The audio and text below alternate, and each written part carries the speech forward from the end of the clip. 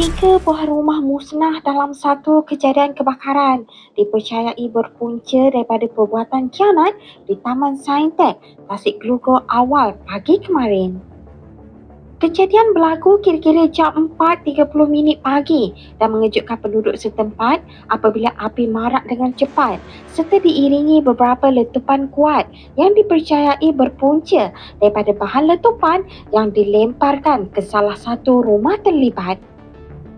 Menurut salah seorang mangsa, Muhammad Asrul, kejadian dipercayai berpunca daripada salah sasaran pihak peminjam wang tidak berlesen ahlong terhadap rumah yang tidak bersalah.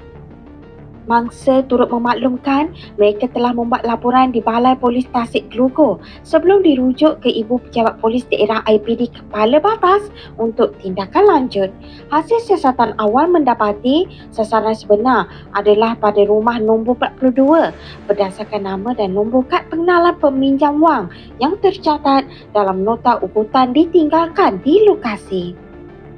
Namun selepas laporan dibuat, tiada tindakan segera diambil di lokasi oleh pihak berkuasa untuk mengumpul bahan bukti. 8 hari kemudian, kebakaran berlaku secara mengejut pada 24 Jun 2025. Kebakaran tersebut menyebabkan 3 buah rumah hangus terbakar sepenuhnya selain turut memusnahkan 5 buah kereta dan 4 buah motosikal. Mangsa turut menzahirkan penghargaan kepada semua pihak yang membantu termasuk pihak bomba, polis, IPK Pulau Pinang, unit forensik, jiran tetangga, agensi bantuan seperti JKM, Zakat Pulau Pinang, pemimpin setempat serta EJK Surau Kawasan. Kes kini sedang disiasat dan orang ramai yang mempunyai sebarang maklumat berhubung kejadian diminta tampil membantu siasatan pihak berkuasa.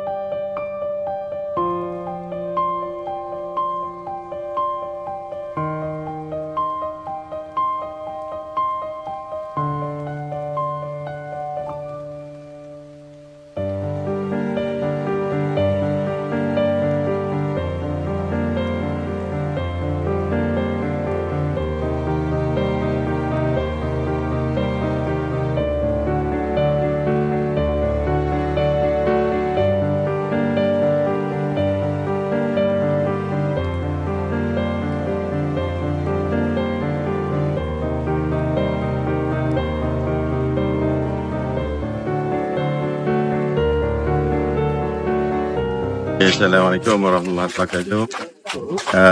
Hari ini Pakcik ada di Taman Tasik Gelugor Utama.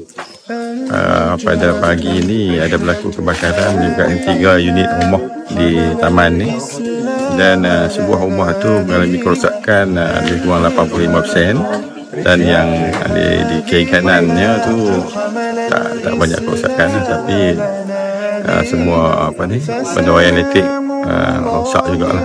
Jadi Pakcik mengambil kesempatan pada kali ini nak menyeru kepada rakan-rakan sahabat-sahabat yang ada di luar sana untuk kita sama-sama turut membantu pada masa kebakaran pada hari ini. Kerosakan tu agak banyak lah yang perlu ditanggung oleh mangsa. InsyaAllah kita sama-sama bantu seorang sikit, tak boleh bagi banyak, bagi sikit untuk meringankan penderitaan mangsa kebakaran hari ini. Apa-apa pun sahabat-sahabat atau tuan-tuan dan puan boleh tengok dalam akaun pusat khidmat untuk salurkan bantuan. InsyaAllah Pakcik akan tunaikan amanah yang tuan-tuan bagi ini untuk kita serahkan pada masa kebakaran.